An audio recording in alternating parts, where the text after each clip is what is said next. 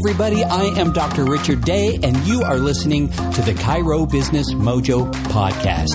Thank you for joining us once again. We love all the followers we are getting, all the new listeners, and we love providing you this content week after week.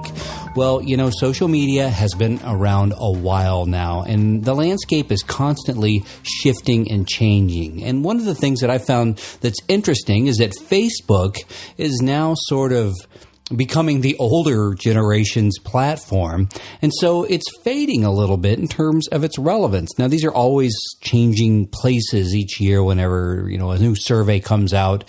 And all the analytics are tabulated, but an emerging platform that skews a little younger to the younger demographic is Instagram. And if you're not on Instagram, you need to be. And you also not only need to be on it, but you need to learn how to leverage Instagram for your practice. And so that is the subject of what we're going to talk about today. Now, recently, Dr. Haley sat down with Elise Darma, and she rocks and rolls when it comes to Instagram. She's been on the platform a while, and she's designed courses to teach business owners and how to leverage this platform for their businesses. And it's for brick and mortar. It's for the online entrepreneur. It's really for any sort of entrepreneur. Doesn't matter what kind. And of course, here at the Chiro Business Mojo podcast, we are talking about business for chiropractors. So I'm going to get to her official bio right now. She hosts no fluff courses and workshops over at her website, instagrowthboss.com. Now, these courses cut through the noise when it comes to Instagram marketing so that you can get the most out of your social media efforts while freeing up your time to do the work you love. And I'll tell you, when you're running a practice, you don't have all the time in the world. We end up hiring someone to do this for us, and it's nice to be able to get some lessons and directions if we are going to do it for ourselves so that we can maximize that time so that we can go be a doctor. As an agency business owner of Canopy Incorporated since 2013, Elise has collectively grown Instagram accounts to over 25,000 followers, brokered hundreds of deals between influencers and brands, and has created more blogs and newsletters than she can count. She's been featured on her Instagram expertise in publications such as Forbes, Entrepreneur, Brit & Company, Elite Daily, Teachable, and Later. So I'm going to get out of the way, and I'm going to let you listen to her expertise with Dr. Haley. Hi, Elise. Thank you so much for coming on with us today. Thanks so much for having me, Haley. Yeah, so Elise and I have been friends for a couple years now, and I've seen her work with some of our friends' Instagram accounts, and I've watched how her whole process is, and I enjoy the way you do it. I think we all get those DMs and kind of the slimy sales tactics of other people on Instagram, and we don't appreciate that. So I like how your approach is very clean and has integrity to it. So that's why I asked you to be on. Thanks so much. I really appreciate that. That's a big part of who I am. So it only really makes sense to do business that way, in the way I see it. And I agree with you in that I just see too many just slimy things online in the online space in general. And it doesn't have to be like that. So even when it comes to Instagram marketing, it can be done in a really, in an authentic way that doesn't make you feel icky at all. Yeah, I love that. So how long have you been using Instagram to help grow businesses? Going back to 2013, actually, I was in a day job at that time working as a social media marketer around tech startups, and they just came to see me as like the social media person. So that's how I got my very first client on the side. It was a freelance client, and this particular client was in the fashion space. So this was, again, 2013. Instagram was pretty much like a teen-dominated app at that time. And the fashion line that I was marketing was targeting teens. So we really went hard with Instagram. And within 6 months, we hit 100,000 followers, which I'm not sure you could replicate today. It's a much different market there on Instagram now. But that's how I really got started. That's how I got my first client. That's how I got my next few clients. And then that's also how I quit my job to eventually found my agency and basically just grow e-commerce brands on social media as my work. Okay. So in 2013 is early for Instagram, I would say. I don't think I was on it until maybe mid to late 2013. Yeah. How long has it been around? I joined it in 2012. I think it actually came to fruition. It was either in 2010 or 2011. Okay. I've noticed a lot more interaction on it in the last 6 months, and I've noticed less on Facebook. I feel like, have you noticed kind of the same thing? 100%. I've noticed this since the beginning of 2018. I was at Funnel Hacking Live, and Russell Brunson got on stage, and for the first time, I saw an internet marketer of his status. If you're familiar with him, he's the co-founder of ClickFunnels. He got up on stage and said to the crowd, Instagram is the most important social media platform for your business today.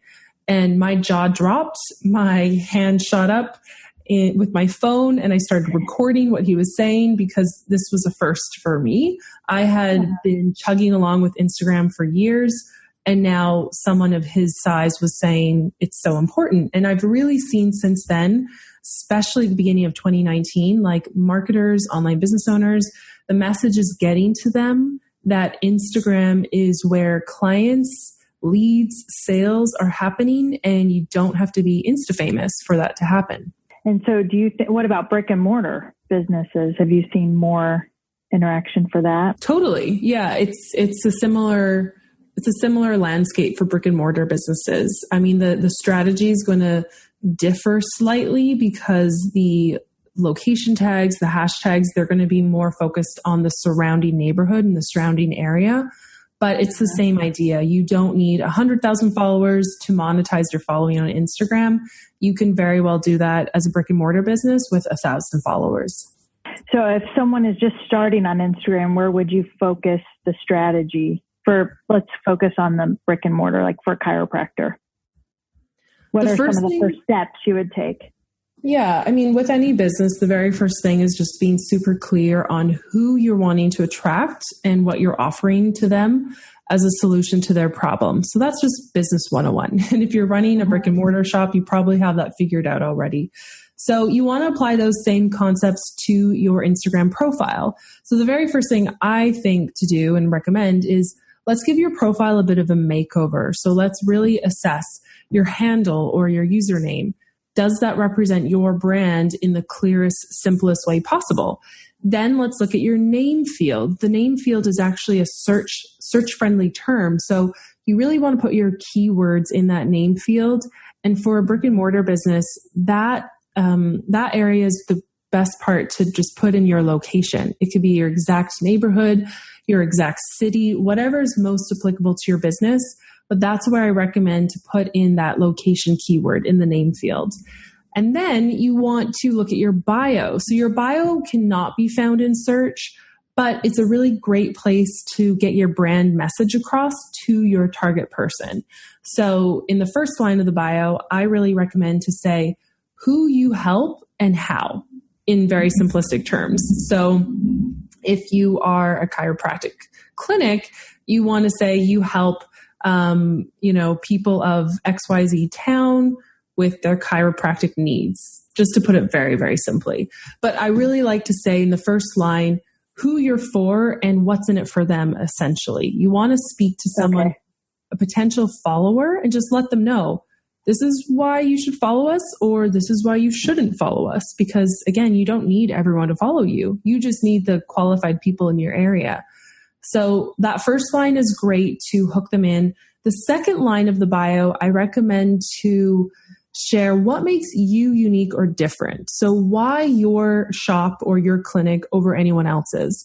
So this could be any awards you've received. It could be the fact that you've been in business the longest. You could have the largest clinic, whatever makes you unique and different. It could also be maybe a quirk of your brand's personality. So maybe your clinic or your brand is known for giving out orange lollipops to every single person. Like you can even incorporate that into your second line of what makes you unique or different. And then the third line is that call to action. So anyone in the marketing space is familiar with this term, but even in Instagram, even in your bio, you want to make it really, really clear to someone what's in it for them for them to click that link in your bio. Because with Instagram, you're only given one link. You're only given one way to drive someone over to your website. So a lot of times people just drop that link in their bio, but they kind of ignore that it's there. I'm a big fan of using the last line or the third line in your bio to say specifically what's in it for them by clicking on that link. So it could be a free 20-minute consultation, right? It could be a free resource to assess whether you need a chiropractor or not. Mm-hmm. And maybe that's a way that you build your email list. It could even be as simple as the call to action could be just to send us a direct message or a DM. Send us a DM. And then if you have someone on your team who's really active on your Instagram account and they're really quick to reply to messages, that's a great way to establish that personal relationship with that potential client or customer. And then to give them the information, give them the links, whatever they need to book in that appointment to get them in the door. I like that. What about hashtags in the profile? Does that help at all?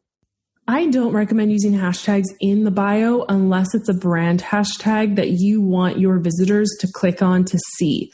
And so if it's a brand hashtag that you've curated to show happy customers, happy clients, whatever it might be, then yes, go ahead and promote it. But just by hashtagging your industry or hashtagging your main keyword in the bio, it doesn't actually increase your profile being found in search. Okay. And people could click them and then that would take them away from your profile. Exactly. Totally. Okay. That's why you want to be really intentional about every handle you include in your bio, every hashtag, every link, because every one of those is an opportunity to drive someone away from your profile. And how much time do you think it takes to kind of gain some traction with this? I mean, it depends on your industry and how committed you are to it, but I see some people within a matter of a week being able to say like, hey, a client just booked a discovery call through Instagram and now they're a new client and I just made $5,000. Like that does happen. I've seen the other side of things where people were a little bit slower to make the changes to their profile, or maybe they weren't seeing traction right away, but it took a month, maybe 2 months before they really had what I call their Instagram funnel in place. Because that's really what Instagram is. Instagram is one way, one channel to connect with your target ideal client, but it's really on you. Like once you've attracted them to your profile, like bees to honey, it's really on you to make it really clear what's their next step after finding your profile. So you need to build in that funnel. You need to build in that next step, whether that is through the link they click in your bio or sending you a direct message, and then you get them over into your clinic from there. You kind of have to figure out what works best for your business. But once you have that funnel in place and you can start to track, oh, this person booked a call with us and they said they found us from Instagram, great. You can start to see what the return is by bringing in those practices. Okay. And what do you think about some of the apps that you can apply to have more links? Essentially, you can kind of click on it and then it has a few links that you can go to.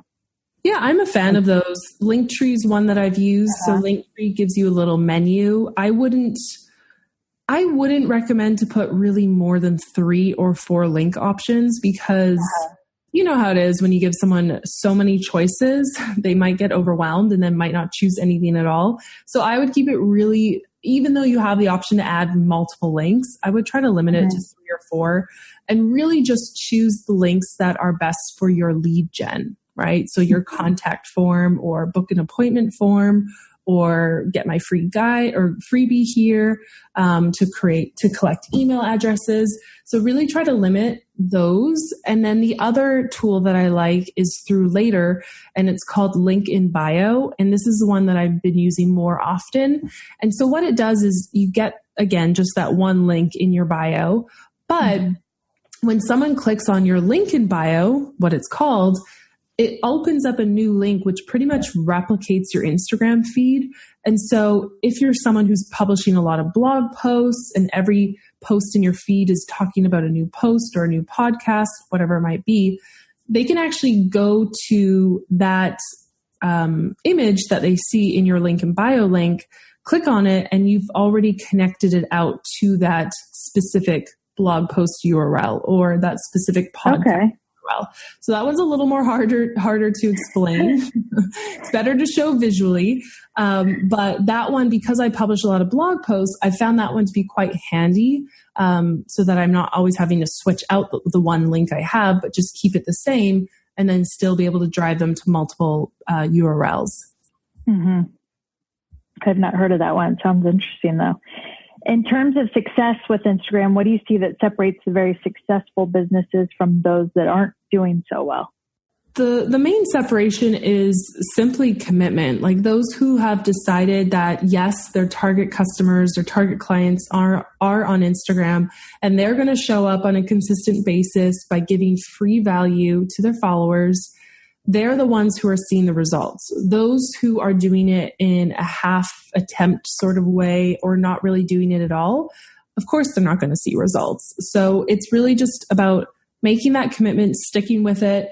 You know, it might not be you, the owner of the business, running your Instagram account. In fact, I recommend to have a team member do that so that you can stay focused on where you need to be focused. But once that strategy's in place and that team member's in place and they know what they need to do and they stick with it and there's consistency, I'm 99% sure, like from what I've seen with my 700 plus students in my program, you will see people finding you and telling you they're coming to you because they found you on Instagram. Mm-hmm. And it's as much about interacting with other people on Instagram as it is just being on Instagram yourself, right? Do you think? Like you want to interact with other profiles. You don't want to just keep posting your stuff. That might work some, but you also want to interact with other people that are sharing things that kind of apply to yourself too.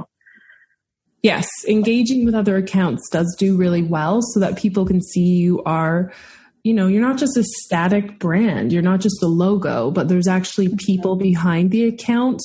And that's what I really recommend Instagram stories for is, yes, your feed can share the more polished images, the more polished pieces of content, that free value that I was talking about earlier.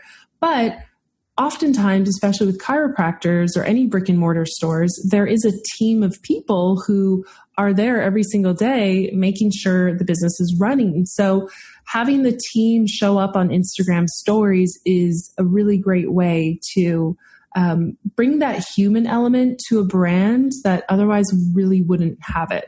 So what would you recommend someone do over the next 30 days to increase awareness for their office? So first thing would be that profile makeover that I mentioned earlier. So sweeping through your entire profile, the positioning, making sure it all is cleaned up, it's speaking to the right person, it's representing the brand correctly. Then I would look at the feed and design what kind of content you're going to share in the feed. So I touched on this a little bit earlier, but value is the way to go here. And the way I define value is in 3 ways. So you can give someone value through a post on Instagram by inspiring them. And we see a lot of accounts in the health and beauty world leaning into inspirational content, even in the entrepreneurial world as well. But that is a way that you're sharing value. If you give someone that spark of motivation, that spark of inspiration for the day, they're going to remember you and your brand for that. So that's one way you can give value. The second way is through educating your followers. So any free tips, hacks, resources, how-tos, you can share these through videos or through images in your feed. And that's also a way that you're giving value to your followers. And the third way, which I'm finding with my client accounts is actually serving them the best, is through entertainment. So that's why, you know, funny videos and memes do really well on Instagram and often go viral because people are scrolling on Instagram to escape. They're standing in line at Starbucks.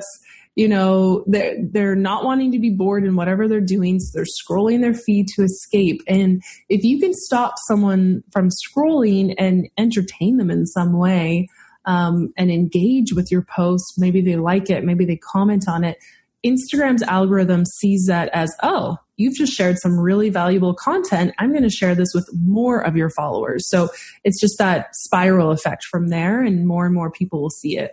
I like that. I don't know that we do a whole lot of that. So that's a great idea. Yeah. So you talked about your blog, and I really like it. What's one blog post that you think would be good for our audience? Do you have like a brick and mortar one, or?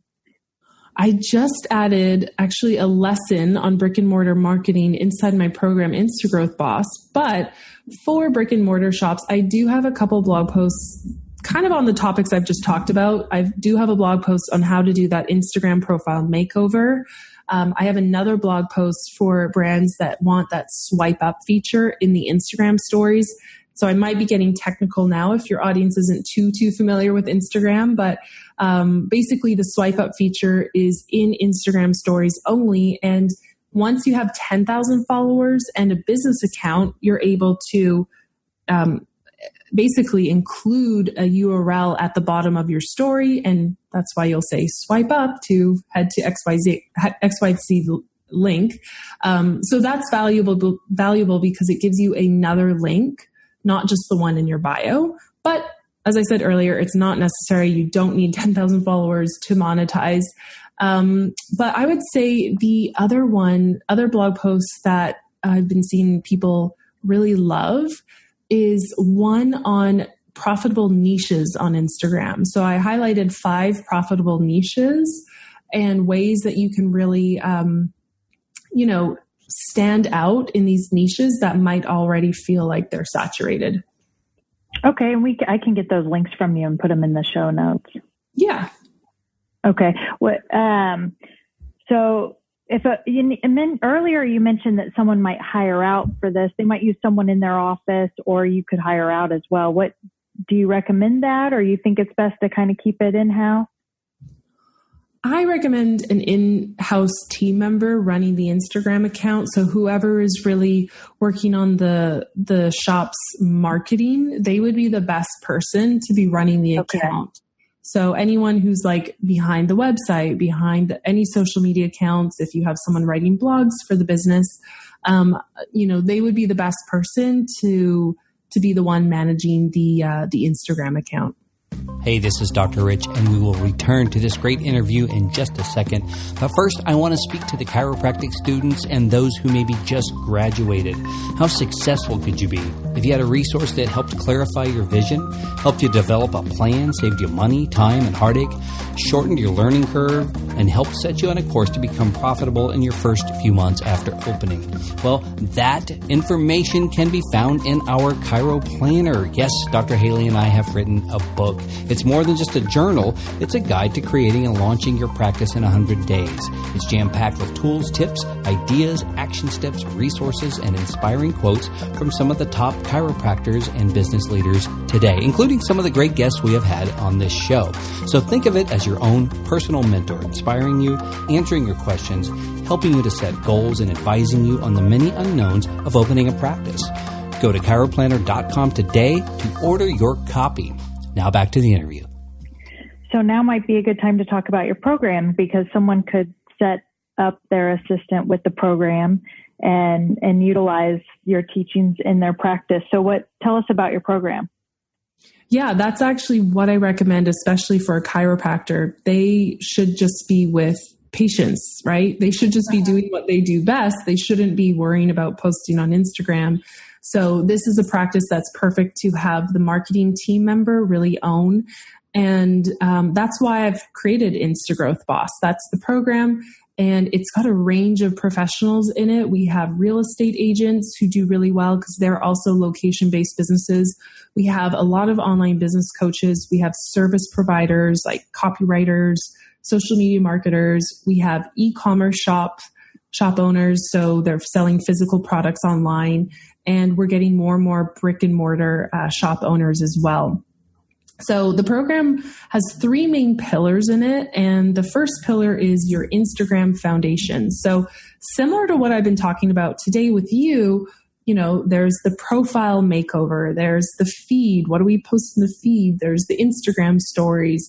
That's all covered in pillar 1. And once you've really finalized that plan, then we move on to pillar 2, which is your growth strategies. So now that your profile is ready to be found, how are we going to be found by target people? So that's where we dive into hashtags and engagement tactics and, really getting in front of those target people after you find them and making sure they follow you back and they engage. And then the third pillar, after you've gotten growth going, the third pillar of the program focuses on monetization. So this is really dependent on your business model. How do you want to get people through your Instagram funnel, essentially? And so I imagine most like chiropractic clinics are not selling directly online. They probably just need their target people to find them on Instagram and then book in an appointment, right? So you want to start build in that process and then track it so you can start to see how many people are coming from Instagram. So those are the main three pillars of the program, but then I have a ton of extra advanced trainings, which you can kind of pick and choose from. I have, caption templates that you can copy and paste when you don't know what to say. I have post templates that you can use. They're copyright free. You can post them in your feed today if you want. And these are specific to holidays and, anything that a business can relate to outside of their particular industry. Mm-hmm. I have an advanced training on running Facebook and Instagram ads, not Facebook ads. But every now and then I get a business owner who's like, okay, Elise, all this organic growth is great, but I have a budget. Like I can spend $500 a month on ads. And so I have a training in there on how to set up Instagram ads. I have a training on how to use your smartphone to take photos and how to use your smartphone to edit. So basically anything that makes someone's busy business life very easy, I've packaged it together because my agency uses a lot of these resources today. So I just thought, we don't need to keep them within the agency. I can put them in my program because my goal is to make Instagram an easy revenue stream for business owners. So that they can start profiting from the free app. Wow, that's really awesome. And then how can they get started with that? Because you have a free training, right? Yes, I do have a free training so that you can meet me and learn more from me and my tips. And that's just at instagrowthboss.com. That will take you to the free training. Or you can also head to my personal website, elisedarma.com, or you can find me on Instagram at elisedarma. All those places will link you out to the free Instagram Masterclass. And it's all been updated. It's very current with the times since they're all changing very quickly. Yes, it does change very quickly, but this is what's working for 2019. And, 2 years ago when I taught that class, it was all about followers, numbers. How do we get more and more followers? But the 2019 class is actually about how do we attract the quality people over quantity? Because, I'm just seeing this trend where we're moving away from this idea of mass marketing. Like, I need 1 million Facebook page fans. No, you don't. You don't need 1 million fans who are never going to become customers of your location-based business, right? You would do much better revenue-wise with 1,000 targeted fans who are actually potential customers. So that's the methodology that I really embrace in my business. My personal account has over 70,000 followers, but it doesn't even matter to me. Like if I could, if a bunch of them aren't engaging, they're not seeing my posts, I would rather they not follow me. Like I would rather my following account cut in half just so I'm left with the people who actually care about my content. So I actually don't want my students to get into that position that I'm in where they have a lot of followers who aren't seeing their content. I would rather they have fewer followers who are actually engaged and becoming leads and customers and clients, because that's where you see the revenue. Yeah. And if you're a local business like a chiropractor would be, then it would make sense that you have a small kind of collection in your area that are following you and watching what you're posting and paying attention to your feed. Yeah, exactly. So I'm going to move on now. Do you have any daily rituals, habits, or affirmations that you do each day? I love it. Besides Instagram? Besides Instagram. Okay. One daily habit is to not look at Instagram first thing in the morning. I used to do that in the first couple of years of running my agency, because it almost felt too good to be true. Back in the day, I was like, I can't believe people are paying me to be on Instagram. So I had like this heightened paranoia, like, oh, I need to check in and make sure all the posts are okay. And let's see if you've got any comments overnight. That was me for the first couple of years. And now I try not to look at my phone right when I wake up. I try to actually look at it once I'm sitting at my desk with my coffee and I'm ready to go into work mode. And that's something that I've found because social media has become so prevalent in our day to day, but it can also just like suck you in. It could suck you into the app. There's this whole mental health aspect to it as well, where you're looking at other people's pretty squares on your news feed. You know, if you're not in the right headspace, it can also affect you and bring you down and all that. So I really try to stay strict about my morning headspace. So no phone. And then I do have a morning ritual that I just picked up again recently. I went to this yoga retreat a couple months ago and loved it. And it really allowed me to go deeper into this woo-woo side of me, which I've never really explored. And so at the retreat, I picked up what's called goddess cards. And so every morning, just as a little practice, I turn on my diffuser with my essential oils, set the tone in the room, and then I will sift through the cards, and then I'll pick one out. I'll read it. I'll see what it has to say for me. And it's funny, like every day, like I can pull a little nugget from it. You know, I can find a connection to what the card's saying and what I should focus on for the day. So yeah, it's becoming it's a new practice, but I'm quite liking it. I like that because I feel like when I get inspiration for my Instagram posts, I'm not in Instagram. I'm reading a book, or I'm listening to a podcast, or I'm listening to music, or I'm, reading online.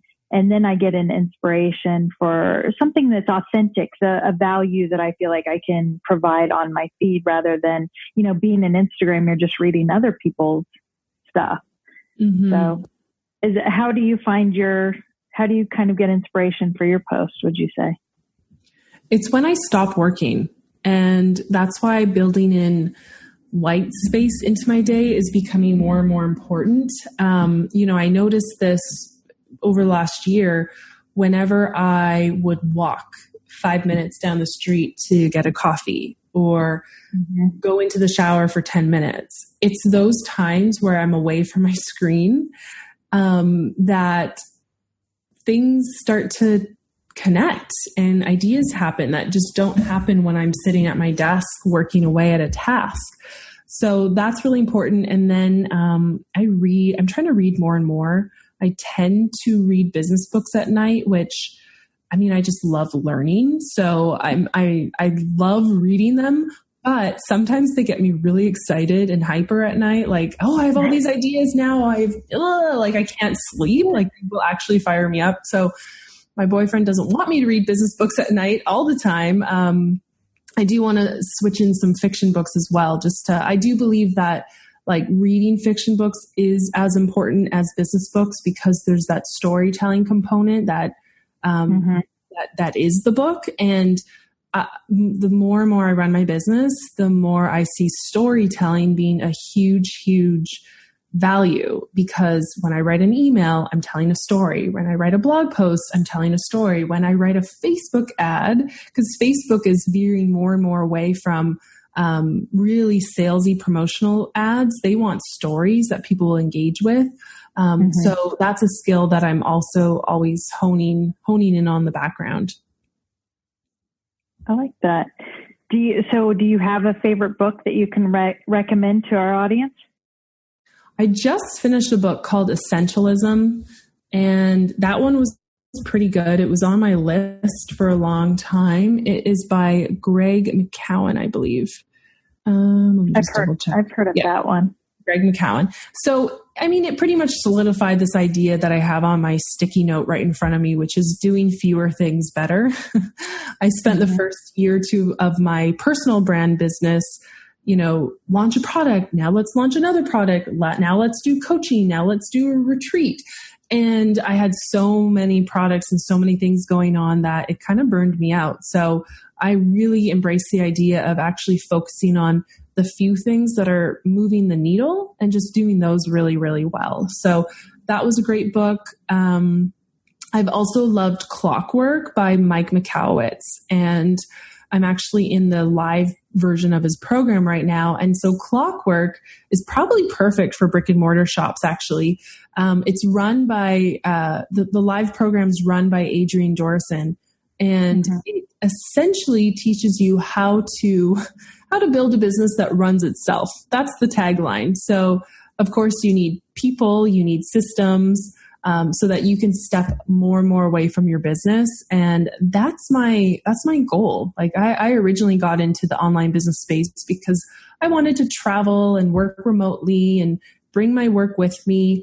And I've done this for a couple of years. I've had the location independence, but now I'm really interested in, yes, financial independence, but also just time independence, if that's a thing. Like I just want to be able to do what I want to do and let the business run in the background. I mean, I think that's probably the dream for most people. So I'm slowly working towards that. Yeah, for chiropractors, a lot of, it's hard on your body. So they want to get to a point where they're treating less and overseeing the practice more, I would say, as time goes on. So, yeah. And I know Rich has listened to Clockwork and he loves it. I have not listened to it yet. I need to. Mm-hmm. So what would you say the best business advice you've ever had was? Best business advice? That I am my own worst enemy. And what I mean by that is getting caught up in perfectionism. And I have this in my personality. It's in my background. I was like a straight A student as a child, teacher's pet, goody two-shoes, the whole thing. And I would kill myself over projects to get them done at 100%, so that I could get 100% mark, basically. And I'm trying to release that more and more, because when I get stuck in these perfectionist tendencies, I don't get things out fast enough. I'll take 3 times as long to edit an email versus just send it out. Or I'll take way longer than I should to publish a new video for my program when it just needs to get out there, the values in the information. So that's one thing that I am working towards find the balance of, because I do believe in high quality work visually in the written word. I don't like typos. I don't like mistakes. That is part of me. But at the same time, I don't want perfectionist tendencies to slow the whole business down. I don't want to be the bottleneck for my team because I need to edit things 5 times. You know what I mean? So I'm trying to not be my own worst enemy in that sense. Yeah. So I think that happens a lot with beginning chiropractors, that they want idea of perfection for a lot of things that aren't really important, when the important thing is getting patients in and treating them, but they're focused on their logo or their business card or their Instagram feed. Yeah. So they focus on the wrong things. And then, that idea everyone knows the idea of perfection, just, you can't get it if you don't ever start. And if you don't, get your Instagram out, get your, get a business card to give out and get started and get patients in the door. So So I appreciate you so much for being on today. What's the best way for people to connect with you? The best way is to head to my website, elisedarma.com, or head to Instagram and DM me there. DM means direct message. Send me a message. So my Instagram handle is @EliseDarma. And then, of course, if you're interested in my free Instagram for business training, head to instagrowthboss.com. Awesome. Well, thank you so much for being with us today. I appreciate all your great advice. Thanks so much for having me, Haley. We'll see you on Instagram. Yes. See you there.